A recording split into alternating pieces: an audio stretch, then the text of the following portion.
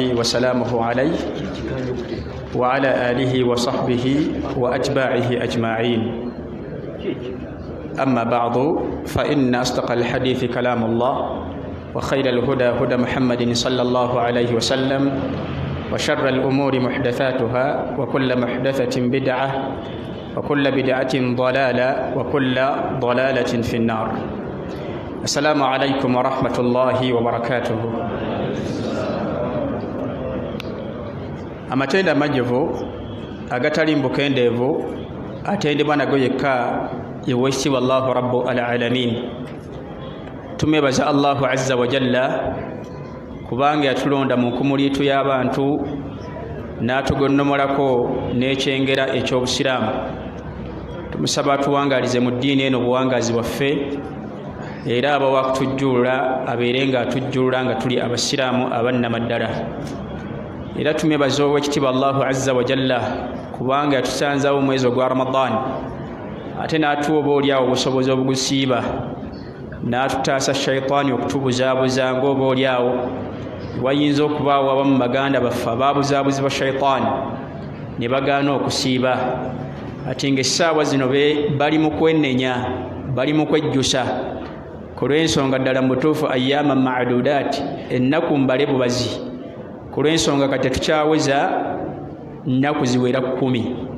Tegeeza omwezi kozeeki guweddeko naye ate rafuubana nnyo ku nkomero y'omulimu ku lw'ensonga omulimu ebiseera ebisinga gutunulwa ku nkomero. innama al a'maalu bil khawatimi, mpeera Allahu Azza wa Jalla agigaba ku nkomero ya mulimu.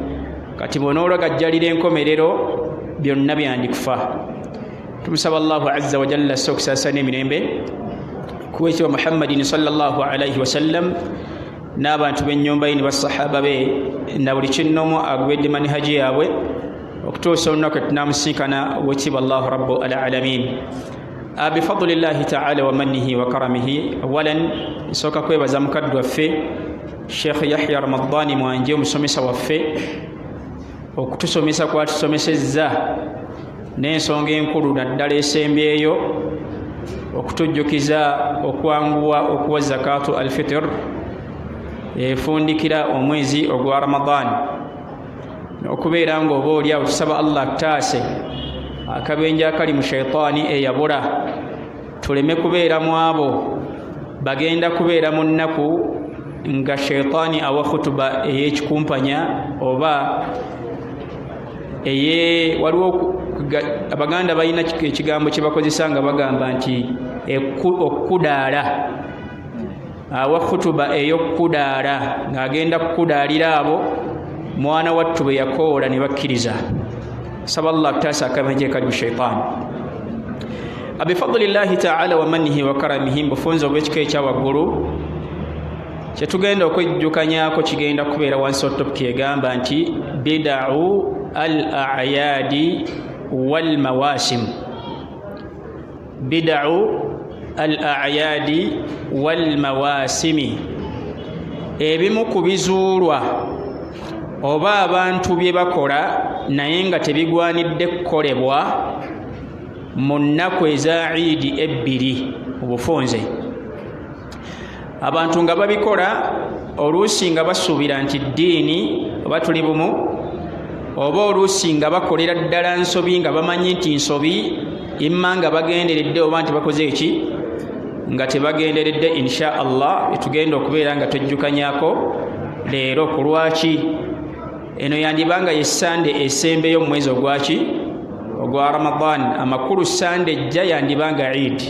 Makulu bino weetaaga okubimanya oyingire mu ibaada eyo ddala ng'okola ky'ogwanidde okukola ki, okubeera ng'okola. Ku lwaki omulimu gwonna senga omuntu agukola naye nga takulembezza irimu ku gwo, mwana wattu guyinza okumusala. Naam, olw'obufunda bw'ebiseera era obutamala biseera yadde katutandikirewo n'ensonga esookera ddala ku bikolebwamu nga bikolebwa mu bukyamu ku lunaku kuno olwa Eid, obanga bizuula ebizuulwa mu nnaku ezaki eza Eid. Ensonga esooka gye tujja tutandikirako ta'khiru lubusu al-jadid ila ma ba'da as-salah. ta'khiru lubsul jadid ila ma ba'da as-salah. Ta'khir okereya okwambala olugoye olusinga obulungi mu zonna z'oyina. Batulibumu okereya okwambala olugoye olusinga obulungi mu zonna z'oyina ku lunaku lwa Eid n'olwambala luvannyuma lwa ssala. Batulibumu okereya okwambala olugoye olupya lwewaguze oba lwewagula n'okukulira era nga lwe lusinga zonna z'oyina. Tulibumu nga ku puroguramu y'okwambalwa ku lunaku lwa Eid kweruli, naye ate n'olugjawo oluvannyuma lwaki lwa ssala. Oba tokoze bulungi oba okoze ekyennyume kya sunna. Kategeerekese, waliwo abantu ng'olunaku luno ajja mu ssala ya Eid oba ajja abasiraamu we bagenda okusaalira ng'ayambadde ebigoye ebitategeerekeka. Oba tuli bumu, si nti talina ngoye, naye olw'okuba oluvannyuma lwa Eid waliwo ebivvulu ebyateekateekeddwa ng'era bwe tuwulira bwe birangwa. Oba tuli bumu, abagenda mu zikaliyoki, abagenda mu munnankani, abagenda mu bibanda bya firimu, abagenda mu mmotoka z'empaka, abagenda mu disco, abagenda mu kasasiro, mu mitendera gya kasasiro gyonna, oba abagenda okulambula ku b'eŋŋanda zaabwe. Oba tuli bumu, kaakati olugoye n'aleka okulwambala ng'ajja okusaala oluvannyuma lw'essala, ate n'akola atya? N'alwambala. N'asuubira nti bw'anaalwambala ng'ajja mu ssala imma lugenda kyafuwala oba lujja kubanga lumaze okulabwa, ate ng'abadde ayagala alwambale nga yalwambadde yekka gwe mulundi ogusoose okubeera nga lulabwako ab'eŋŋanda gy'agenda mu meeting. Hatha khata. Eyo nki? Eyo nsobi. Olugoye luno oyina okulwambala ng'ojja okusaala essala eyaki? Eya Eid. Ekyo kye kiri sunna okuva ku Muhammadin sallallahu alayhi wa alihi wa sallam. Mpozi era mu ngeri emu newankubadde embeera yombi neegezaako okwambala kw'olunaku luno oba enfaanagana kuyo ey'olunaku lwa Eid ebeere nga yanjawuloko ku nnaku endala. Oba tuli bumu? Amakanzu kati si ga bbeeyi nnyo, biidhinillah buli omu asobola okufuna ekkanzu abanga ddala yaleeta enniya nti nja kufunayo olugoye olwaki olwa Eid. Eyo sunna nange ngisse mu nkola ey'okunyiira ku nnaku olwaki emitwalo ebiri biidhinillah ofuna ekkanzu, emitwalo esatu ofune ki? Ofuna ekkanzu. Kyekimu n'abakyala, abasajja abakyala bammwe mbagulira engoye biidhinillah ez'ennaku eza Eid, nga lugoye lwa Eid omwebaza omukyala kubeera nga abadde ayimuka ekiro nakuwaddaaku afumbye futaali wamaa dhalika agenda kufumbira Eid.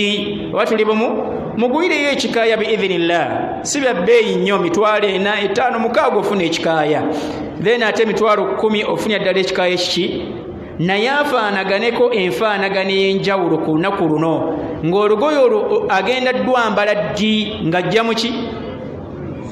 Ajja mu ssala. Oba tuli bumu? Then ate toba muddu mulungi okubanga Allah akuwadde.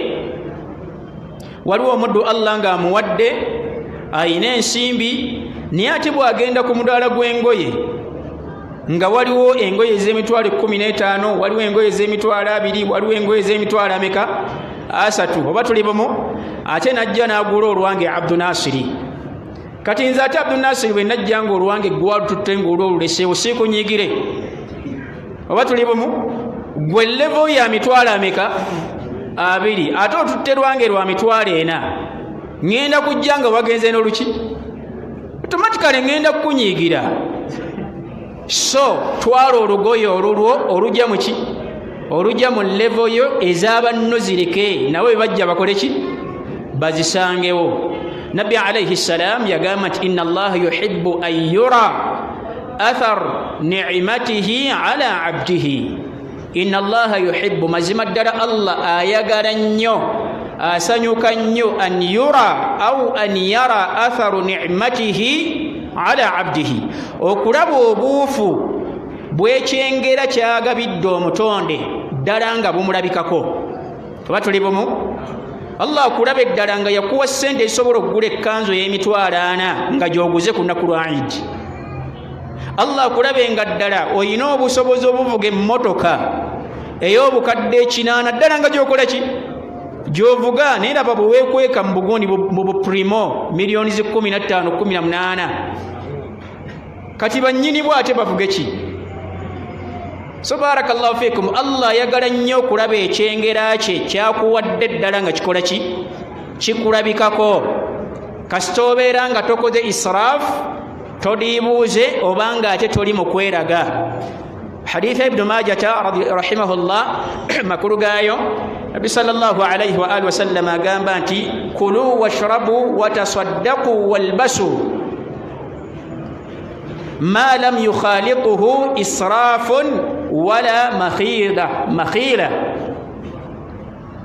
Kulu washrabu mulye n'okunywa munywe kyemusobola okwetuusa ku watasaddaqu mukole eki musaddakeko n'okusaddaka walbasu mwambale ne ku byambalo amakulu ebipya ebijja mu nfuna zammwe ma lam yukhalituhu israfu kasita mubeeranga temugasseemu kubeera nga mudiibuuda ne bandabe oba tuli bumu.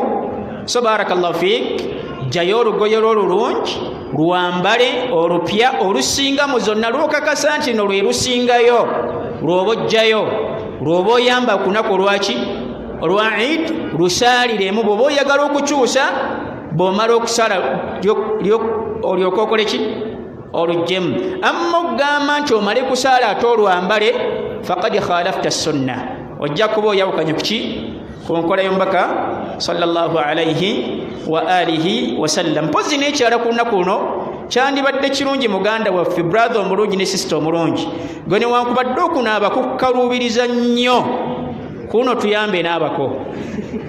Naam tukusaba ku lwa Allah kuno tuyambe kola ki naabako newankubadde era obadde okaluubizibwa nnyo okuyisa omuswaki mukama kuno guyiseemu. Basista abalungi enjala kuno muzisaleko. Nzijidde mu taxi subhanallah ndabye omukyala abadde mukyala mukulu abadde emyaka egikunukiriza 6 naye ng'ayina agaala gonna makyafu gonna makulu nengamba la hawla la quwwata illa billah. Ono omukyala kati awangaala atya ne bbaawe oba n'abaana be bafaanagana batya? Then ate nendaba ali myaka gino egyammwe egy'abawala abato ng'ayina olwala luva eno inchi nga 2 okudda eri okuva ku lwala lwe nengamba subhanallah. Kati onaawangaala atya? Ezo enjaalo omukyalo omusiraamu takkirizibwa kubeera ng'akola ki abeera nazo. Musajja omusiraamu omukyalo omusiraamu takkirizibwa kukuza njala to that extent.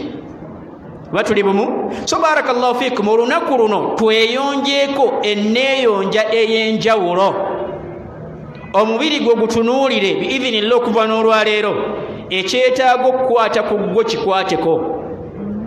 Mu hadithi ya Anas radiyallahu ta'ala anhu warda makulu gaayo Nabi alayhi Anas agamba nti wuqita lana fi taqlimi al-adhafiri agamba nti Nabi alayhi salam yatuteerawo ekiseera ekikomeke oba tuli bumu kukendeeza oba kusala enjala zaffe oba tuli bumu n'okubeera nga tukendeeza amaki waqassu sharibi n'okukendeeza amasulubu oba tuli bumu n'okukuula ebyenkwawa oba tuli bumu n'okusalako enviiri z'omu private parts alla yutraka akthara min 40 yawma okubanga tebirekwa kusukka nnaku ameka nnaku 4. Ne billahi alaikum omutonde asobola okubireka ebyo ennaku 4? Ajibuni kisoboka? Omutonde n'amala ennaku 4 nga takutte ku byenkwawa? Tetuli mu khutuba. Kisoboka? N'amala ennaku 4 nga takoze talimye kakubo kagenda mugga? Kisoboka ekyo? Mu bwongo tekijja. mu bakyala kisoboka nga tusoose tuddako eno abaami tubazizza ebbali omukyala asobola owangaala ennaku 4 oba omwezi mulamba nga talimye ekkubo ligenda mugga kisoboka oyo taba muntu ebitendo by'omuntu aba takyabiina kiba kifuuse kisolo kiba kifuuse kiki kati nabbi alayhi salam Anas radiyallahu anhu atugamba yateekawo ekiseera ekikomeke eri abo abanafu abakyafu oba tuli bumu ng'obukyafu bwabwe tebwenkanika batuyambenga balemenga kusukka nnaku ameka nga tebasaze enjala tebakendeezezza masulubu tebakuunyudde byenkwawa tebalimye bukubo bugenda mugga katukusaba ku lunaku luno tuyambe n'abako ebyo byonna nga ebimenyeddwa bikole ki bikwateko insha Allah ojje abasiraamu bwe bagenda okusaalira oba abasiraamu bakulabeko ku lunaku olwo n'abatali basiraamu ng'oli Muusa omulala oba oli Hafsa omukyalo omuki beebuuze nti kiki anti lunaku lwabaki lunaku lw'abasiraamu oba tuli bumu akawuwo akalungi kajjeyo keekube gwe omusajja omukyala tokigeza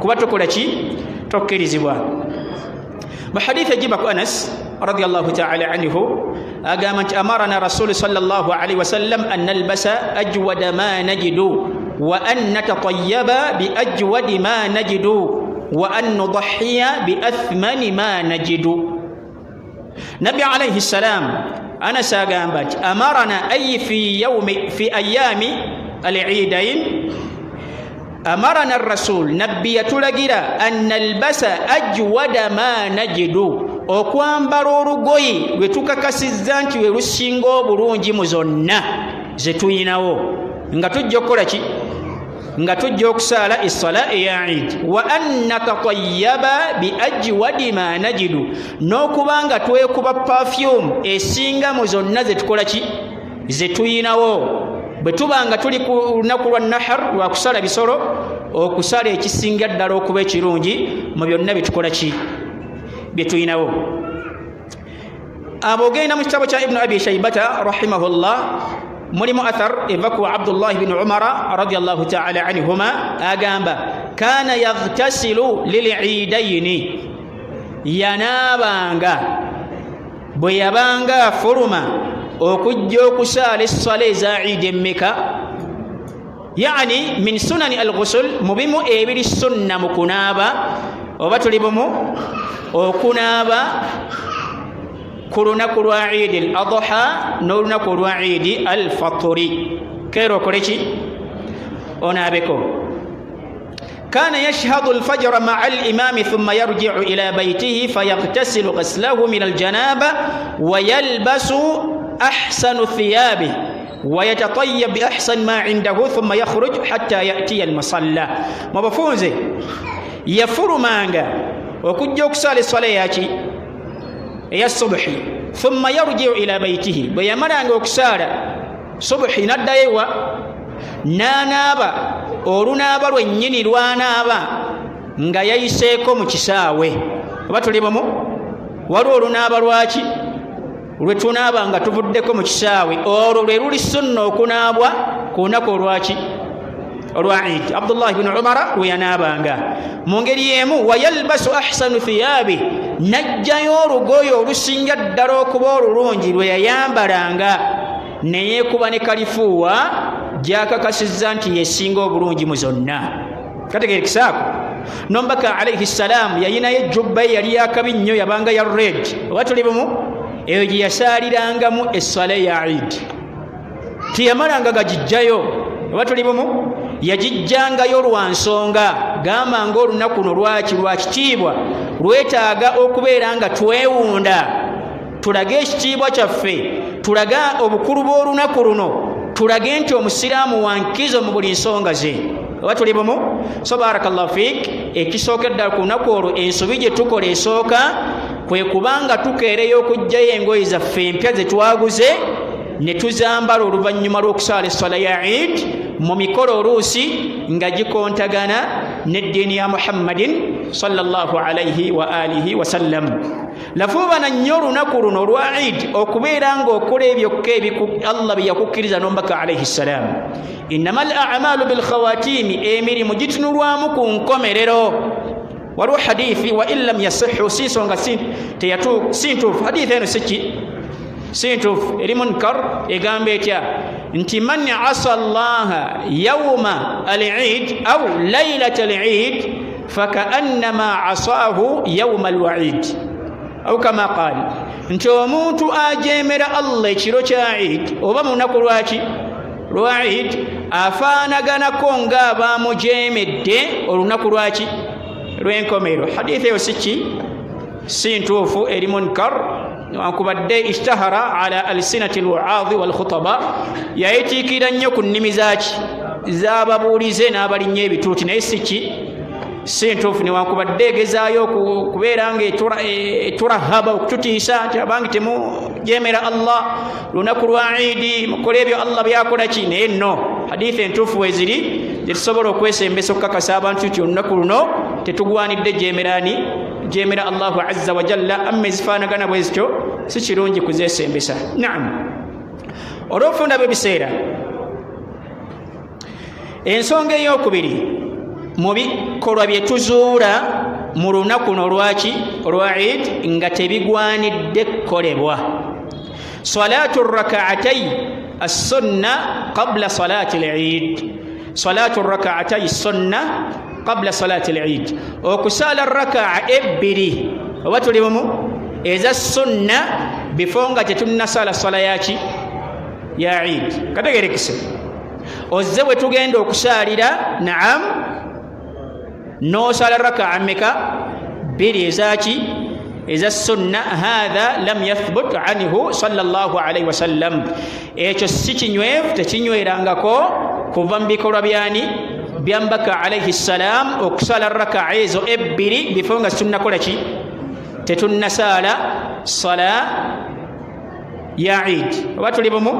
Mu hadithi ejiba kwa Abdullahi ibn Abbas radiyallahu ta'ala anhuma nga ntuufu, agamba nti kharaja rasulu sallallahu alaihi wasallam yawma Eid fasalla rak'atayn lam yusalli qablahuma wala ba'dahuma. Hadha huwa as-sunnah, hadhihi hiya as-sunnah. Eno السنة.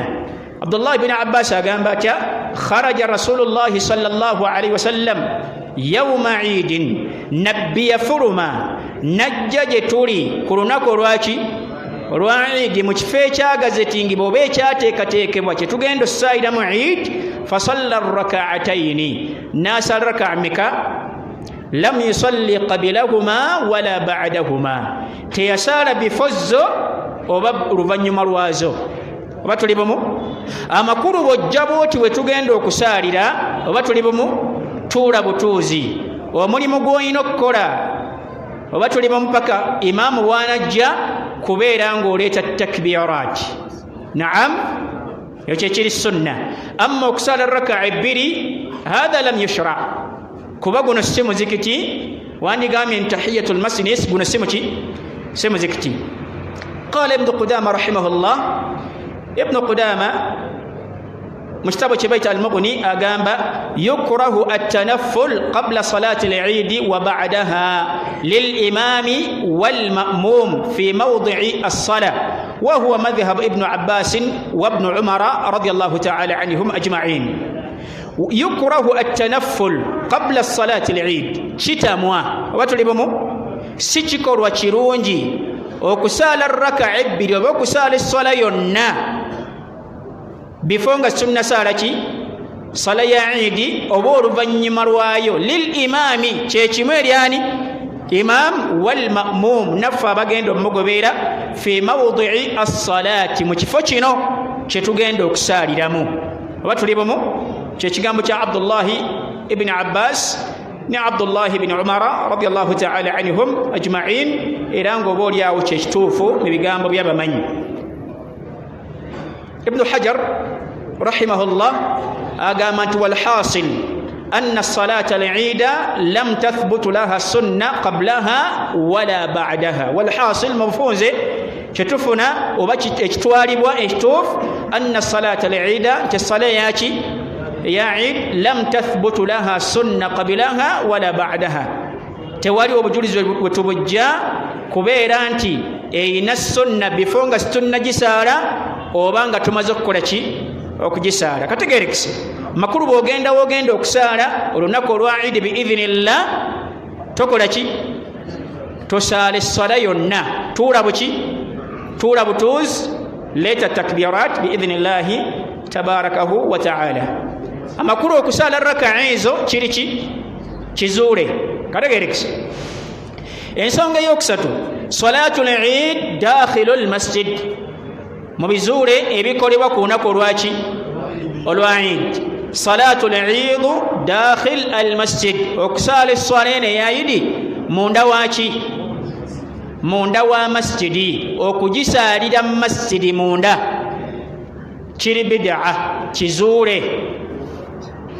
kategerekese kebeene yaffe gali kwoleka Gaddafi naam kizuulo gisaaliramu essala yaki eya eid salatu al-eid tuadda fil musalla esaalibwa mu kyererezi oba tuli bumu tesaalibwa tesaalibwa mu muzikiti hatta mbaka alayhi salam yalekanga masjidu nabawi ate nga mwenna mumanyi obulungi bw'essala esaaliddwa mu muzikiti ogwo oba tuli bumu essala emu omuntu gy'asaalidde mu masjidi y'e Madina ta'dil 1000 erimu essala emeka 1000 fima siwaha naye nabbi alayhi salam yakola ki yagirekangawo maa fadlihi n'obulungi bwayo n'agenda n'asaalira mu kyererezi ate olwo gali kwoleka eya Kampala mukadde oba eno eyaffe oba yonna gy'omanyi si ekyo ekikolwa kizuule ku bizuule basiraamu oba batonde bye bakola ku lunaku olwa eid ibn al-qayyim al-jawziyya rahimahullah mu kitabo kye bayita ibn al-qayyim al-jawziyya rahimahullah agamba lam yusalli an-nabiy alayhi salam al-eid bi masjidihi illa marratan wahida asabahum matarun فصلى العيد في المسجد وكان يصلي العيد بالصحراء طيلة حياته لا بالمسجد أقام رحمه الله لم يصلي النبي عليه السلام العيد بمسجده نبي عليه السلام مبوانغا زيبونا تيسارك صلاة العيد من دوا مسجدية مدينة إلا مرة واحدة وكجاكم ونقول أصابهم مطر enkuba yakeera kutonnya nga mpitirivu oba tuli bumu ng'abasiraamu balina okusaala essala naye nga tebasobola gisaalira ki bweru olw'okuba enkuba ekola ki fasalla al-eidi fi lmasjid olwo n'alyoka asaala essala ya eidi n'agisaalira ewa mu masjidi lwaki lwa nkuba gwali omulundi ogwo emirundi egisigadde gyonna nabbi alayhi salaamu salamu teyagisaalira mu masjidi oba tuli bumu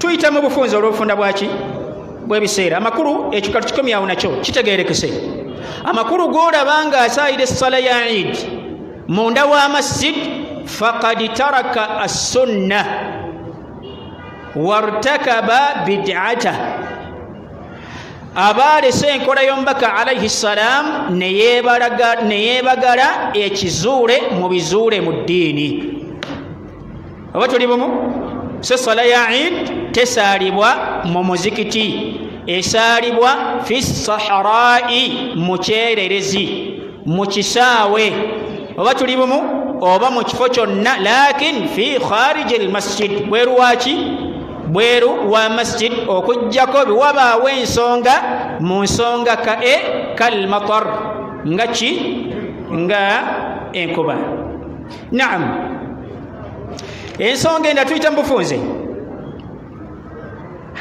ensonga endala mubiri bid'a mu bizuule ku lunaku luno aljahru bitakbiri fi lmasjid watakbiru ala sautin wahidin الجهر بالتكبير في المسجد okuyingira mu masiri yaffe wano ennakasero oba yonna oba tuli bumu ne tuyeta takbirati mu lwatu Allahu akbar Allahu akbar Allahu akbar la ilaha illa Allah wallahu akbar Allahu akbar walillahi alhamdu hakadha oba tuli bumu bisawtin murtafi' ng'eddoboozi ki murtafi'a eddoboozi nga lyaki ekyo kiri bid'a oba tuli bumu mu masjid wa takbiru ala sawtin wahidin ne takbiri ey'okuduumira ne tuddamu ddoboozi litya limu oba tuli bumu etussaawo akwata omuzindaalo guno n'atuduumira naam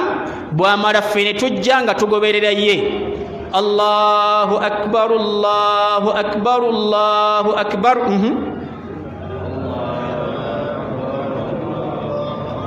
La ilaha illa Allah wallahu akbar Allahu akbar walillahil hamd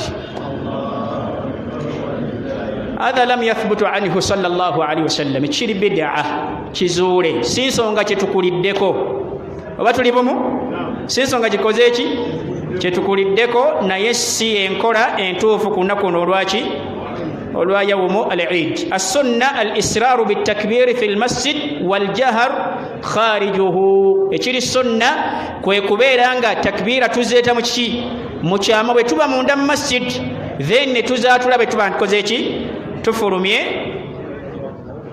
tufulumye masjid حديث يجيبك أبا سعيد الخضري رضي الله تعالى عنه أقام اعتكف الرسول عليه السلام في المسجد فسمعهم يجهرون أي بالتكبير فكشف الستر وقال ألا إن كلكم مناج لربه فلا يؤذين بعضكم بعضا ولا يرفع بعضكم على بعض في القراءة نبرمو يرم اعتكاف واتلبمو amakulu ekiseera kya Eid ne kimusanga ngaliwa akyali eyo balangira Eid nga akyakola ki akyali eyo fasami'ahum yajharuna ayyi bitakbir nabawira nga bakola ki bayatakbirati zino mu lwatu fakashafa sitru nabbi nabikula oluki olutimbe lwe n'abagamba nti ala inna kullakum munaji li rabbih abange buli omu alina ensonga ze zaali okwanjulirani Allah we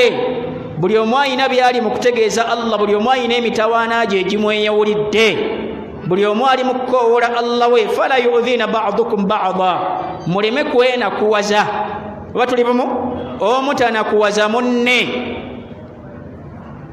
temusula amaloboozi mu kusoma Qur'ani oba ensonga yonna munda wa masjidi songa ne bannammwe bakola ki bali mu ibaada zezimu ategeerekese Sheikh al-Albani rahimahullah mu kitabo kye bayita Tamamu al-Minna ebigambo bingi bingi tukola ki tunokolamu olw'ofuna ebiseera agamba wa mimma yahsunu at-tadhkiru bi hadhihi al-munasaba anna al-jahra bit-takbir huna la yushra'u fihi al-ijtima' alayhi bi sawtin wahidi kama yaf'aluhu an-nas ومما يحسن التذكير بهذه المناسبة نيكirungi ennyo kubeera nga tekyerabirwa kubanga kikonwako mu nsonga eno ku nsonga efaanagana bweti anna aljahara bitakbiri huna nti okugamba okuleta takbirat mu lwatu wano oba tuli bumu la yushra'u fihi alijtima'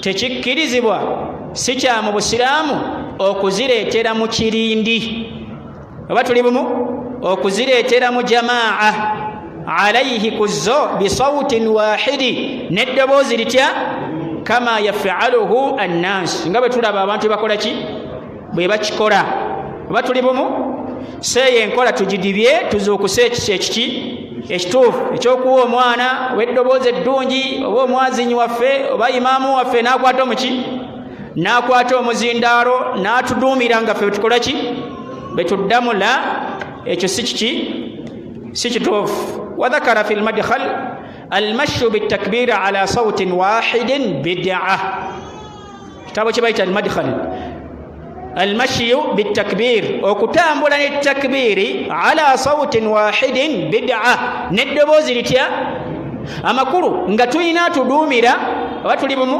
oba tulina tuduumira naye ffenna tukola ki tutambulira wamu bid'a kizuule lianna almashru'a innama huwa an yukabbira kulla insanin linafsihi wala yamshi ala sauti ghairihi ekyo ekituufu ekirina okukolebwa kwe kubanga buli omu aleeta takbiira ku lulwe oba tuli bumu wala yamshi ala sauti ghairihi so nga tatambulira ku munne nga kigaali kya ndogoyi oba tuli bumu so weereeta takbiira zo gwe nga gwe naam beera nga tusmiu nafsak owuliza ki mutima gwo mwoyo gwo la tushawishu ala ikhwanik tokyankalanya baki baganda baate naam amma bwe tufuluma tuvudde tukola ki awo tuzaatule ku streets ez'enjawulo tugende nga tukola ki tuleeta takbiraati ezo mu lwatu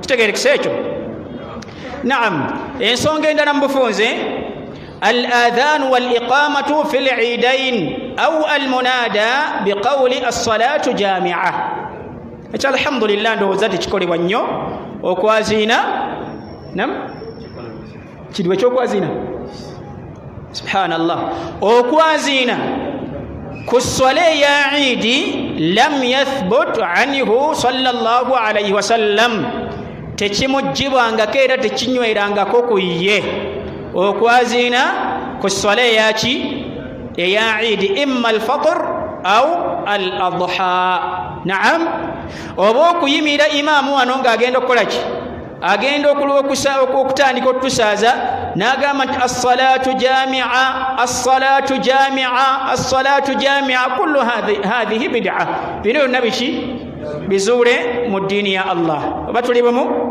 حديث جبك ابن عباس نجابر رضي الله تعالى عنهما قال لم يكن يؤذن يوم الفطر ولا يوم الأضحى أو الأضحى تتواولanga kwazina konna tewabanga okwazina konna kulunako lwa Eid al-Fitr nonako lwa Eid al-Adha Ibn al-Qayyim rahimahullah في كتابه زاد المعاد agamba bwati كان الرسول صلى الله عليه وسلم إذا انتهى إلى المصلى أخذ في الصلاة من غير آذان ولا إقامة ولا قول الصلاة جامعة والسنة لا يفعل شيء من ذلك كان الرسول عليه السلام نبي فمرونج صلى الله عليه وسلم يبانغ إذا انتهى إلى المصلى بيتوكانغ وتجكدو كساري الصلين أخذ في الصلاة يينغي لوشي صلاة دايركت من غير آذان ngati wabaddewo kwazina konna wala iqama kekubakola ki okukima essala wala qawlu as-salatu jami'a yadde okwogera ekigambo ekyo nti as-salatu jami'a was-sunna ekituufu ekiri ku nkola y'omubaka alayhi ssalam alla yuf'ala shay'un min dhalika obutakolwa kintu kyonna ekimu ku ebyo bikoze eki ebimenyeddwa kitegeerekese ezituwakalaba ensonga mmeka kuba obudde butambudde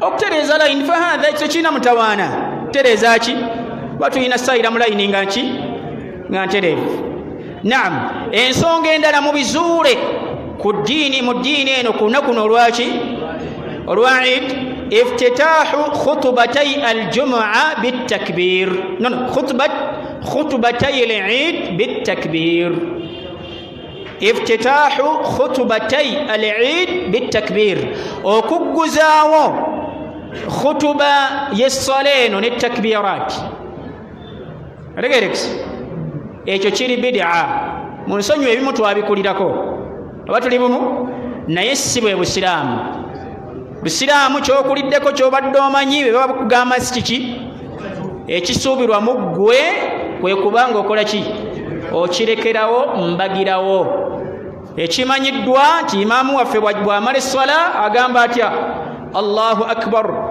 allahu akbar allahu akbar allahu akbar allahu akbar bisautin murtafia eddoboozi nga lyaki then olunalyoka agamba nti inna alhamdulillahi nahmaduhu wa nasta'inuhu wa nastaghfiruh oba tuli bumu era n'addamu allahu akbar wa hakadha oba tuli bumu amma hadhihi bid'a kizuule si kituufu ku swala eno kitegeerekese mu khutuba eyo eno khutuba okugitandisa n'ettakbirat oba tuli bumu si nkola ya mbaka sallallahu alayhi wa alihi wa sallam wasunna an tubda alkhutbata bilhamdi كخطبة الجمعة إلا أن الخطيب يطلب منه الإكثار من التكبير أثناء الخطبة نعم يجري السنة والسنة يجري كونكور ينبكى عليه السلام أن تبدأ الخطبة فيكبانغ خطبين ياتي يا عيد يتانك بالحمد إن الحمد لله كخطبة الجمعة نغبي تقول خطبة ياتي يا جمعة إلا أن الخطيب نوانكم بدتو قامت خطيبونه كخطبين ياتي يا عيد يطلب منه الإكثار من التكبير أثناء الخطبة أسببوا وبشرونجي آيتيزوكولاتي okuleta takbirat mu khutuba ye oba tulimu naye si kutandika nazo kusuubira nti kyeyenki yenkola naam قال الحافظ ابن القيم رحمه الله ما نصه أقام حافظ ابن القيم رحمه الله إن افتتاح خطبة الاستسقاء بالاستغفار وخطبة العيد بالتكبير فليس في سنة النبي عليه السلام والسنة تقتضي جميع الخطب بالحمد إن افتتاح خطبة الاستسقاء بالاستغفار وكتاندسا وبوكتاندك خطبة eyessala gye tusadde okusaba Allah ki enkuba ng'ebadde erudde okutonya bil istighfari ne tugitandisa naki na istighfarat Allahu akbar n'ebifaanagana bwe bityo wa khutbatul eid bitakbiri ne khutuba ya eid ne tugitandisa takbirat falaysa fi sunnati nabiyil huda yusinkola yani ينبك صلى الله عليه وآله وسلم والسنة تقتضي جميع الخطب بالحمد يشركون كل ينبك عليه السلام كي كبير أنك موانا واتو خطبة زنزلنا زتاني كانتشي إن الحمد واتو شيخ الإسلام ابن تيمية رحمه الله أقام لم ينقل أو لم ينقل أحد عن النبي صلى الله عليه وسلم أنه افتتح خطبة بغير الحمد لا خطبة عيد ولا خطبة استسقاء ولا غير ذلك لقول عليه السلام كل أمر ذي بال لا يبدأ بالحمد لله فهو أجزم نعم شيخ الإسلام أقام لم ينقل أو لم ينقل أحد تورين ومن بالسلف أبات كوليمبرا يتجر تشيغامبو تشينويف كفاكم بك عليه السلام أنه افتتح خطبة بغير الحمد انت يتاندك خطبة يونا نيشيغامبو اشتري إن الحمد لله أبات لبمو oba n'ekigambo ekyali kyakutendereza Allah la khutbata eid si ya eid oba yakusaba nkuba oba tuli bumu liqawli nabiy alayhi salam naleeta obujulizi okuva mu bigambo mbaka alayhi salam obugamba butya kullu amr dhibal buli kigambo kyonna ekyobunaanyiriza omutonde kyakola oba buli kikola omutonde kyakola naam naye nga kyabuvunaanyizibwa ng'akisuubiramu empeera mu maaso ga Allah la yubda'u bilhamdulillah nga takitandizza na kutendereza Allah fahuwa ajzam nti ekigambo ekyo kiba kya kitundu batulimu wa in kana hadha alhadithu lam yasihhu hadithi siki wankubaddeyo hadithi siki sintuufu lam yathbutu anhu sallallahu alaihi wa sallam sintuufu sinywevu okuva ku Muhammadin sallallahu alaihi wa sallam newankubadde sheekh yakola ki yajesembesa ku nsonga eyo naye ngaekituufu kiri nti mwana wattu eid eno tetugitandisa naki na takbirati wa innama tugitandika nga bwe tutandika khutuba yaki ya jumaa naye nga khatib asabibwa okubeera nga ayitiriza mu yo takbira ezaki ez'enjawulo si buli nnyingo si tteeka nti buli nnyingo leeta takbira oba tuli bumu nti buli nnyingo kola ki wa innama lafuuba n'okulaba ng'okola ki oleetamu takbiraati ezaki ez'enjawulo biidhinillahi taala ensonga endala biidhinillah nga tusemberedde okumaliriza biidhinillah al-i'tiqad anna salata al-eid la ya'tham tarikuha. Basiraamu bangi balagajjalira esswala eno era n'omusanga ng'agamba nti eri ki? Eri sunna, nti agireka talina muki? Talina musango. Ekyo kifu. Omuntu aleka esswala ya Eid ng'agenderedde min ghairi udhurin shar'iyyin ya'tham, aleka esswala eno nga tewali nsonga ntuufu eteebwawo emulemesezza kukola ki? Kugisaala, nga tugambe nti abadde mu lugendo n'ensonga bwe zityo oba tuli bumu, afuna omusango. Ku lwaki? aba alese esswala emanyiddwa nti nabbi yagisaalanga era nga teyalabwako omulundi gwonna ng'agireka. Bal qala ba'd al-ulama, abamanyi abamu abaggyibwako iri mu ddiini eno bagamba nti esswala eno yatteeka. Batuli bumu? Swala ya Eid yaki? Yatteeka, nga bagamba olw'obukulu bwayo. Olaba nabbi alayhi salam yatuuka n'abakyala n'abayitayo. Songa tukimanyi nti esswala ya Jumaa oba tuli bumu si yatteeka lwatteeka lwetugamba nti omukyala aba tagisadde mu masiri afuna omusango. Oba tuli bumu?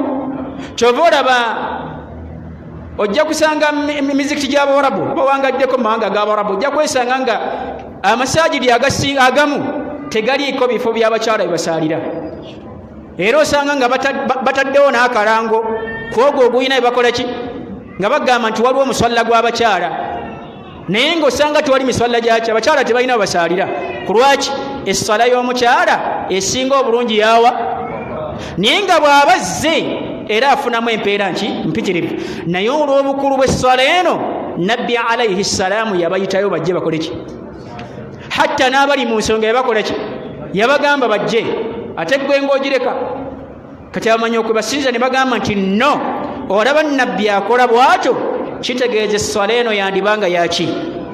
Yatteeka. Tulaba ebigambo bitono biidhinillah. Sheikhul Islam Ibn Taymiyyah rahimahullah ekitabo kye bayita Majmu' al-Fatawa agamba atya: salatul Eid wajiba ala al-a'yan wa huwa qawlu Aba Hanifa wa ahadu aqwali ash-Shafi'i wa ahadu al-qawlayn fi madhhab Ahmad wa qawlu man qala la tajibu fi ghayati al-bu'di fa innaha min a'zami sha'air al-Islam wan-nas yajtami'una laha a'zamu min al-jum'ah wa qad shuri'a fiha at-takbir. Bigambo biki? Biwanvu ne tubifunze. Agamba rahimahullah salatul Eid esswala yaki?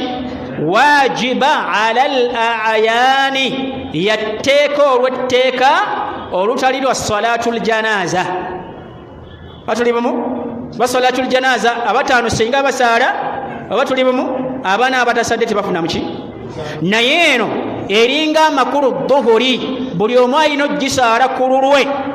Oba tuli bumu?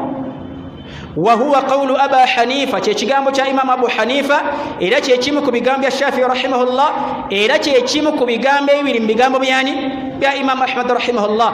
N'agamba nti ekigambo ekigamba nti si yatteeka mu butuufu kiri wala nnyo.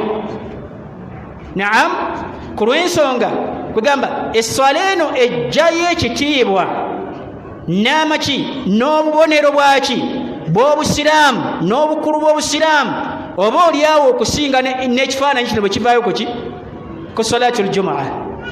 Oba tuli bumu?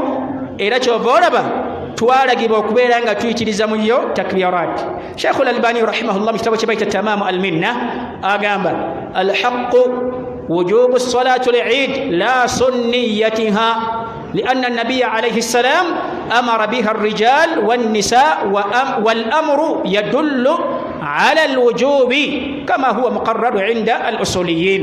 أقام رحمه الله الحق يتوفون قيمزما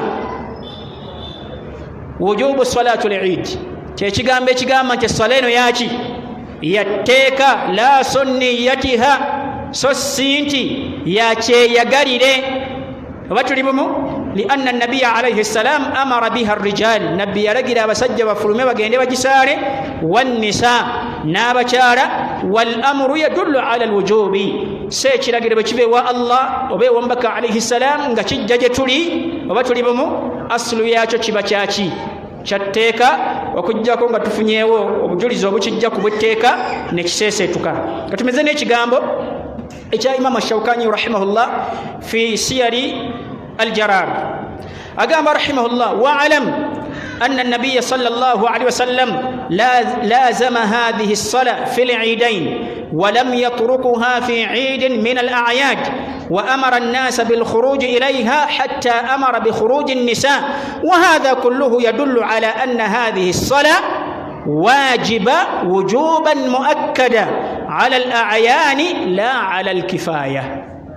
أقام رحمه الله وأعلم من ينوك من أن النبي صلى الله عليه وسلم تنبي وفي صلى الله عليه وسلم لازم هذه الصلاة موانا واتويك واتكو الصلاة زنبري في العيدين ولم يتركها في عيد من الأعياد تياربوا كونغا زرس الصلاة زبري معيد زو النزي وانغارا وأمر الناس بالخروج إليها نايسة چراغي بانتو ونانا باراغي بفرمين bajje basale sale zino hatta amara bi khuruji nisa n'abakyalo mundi uno nakolaki n'abalagira amayumba gaabwe bagafurume bajje bakoleki basale. Wa hadha kulluhu ebyo nabirambika nga biraga ki wa hadha kulluhu yadullu ebyo nabiraga ala anna hadhihi as-salah nti saleno واجبا وجوبا مؤكدا على الأعيان لا على الكفاية. nti saleno yatteeka obwetteeka obukakafu oba tulibumu eri buli musiraamu nga ye so si nti yakyeyagalire oba nti abo bakoze basobola osonyisa abatakoze eki abatasadde oba tulibumu. So barakallahu fikum. Ensonga zandibadde nnyingi naye obudde kyeka bukoze eki ziri wano omuwalimu yaziyiwa ate nga ndaba tuzikola oba tuli bumu naye kale katukomaawo biidhinillahi taala. Tusaba Allahu azza wa jalla tusse bantu abassa mu nkola buli kyonna kye bategedde eri eddiini yaabwe ne batafuna kwekwasa kwonna nti olwo ate abazze babikola oba tuli bumu ayo si nkola ya musiraamu.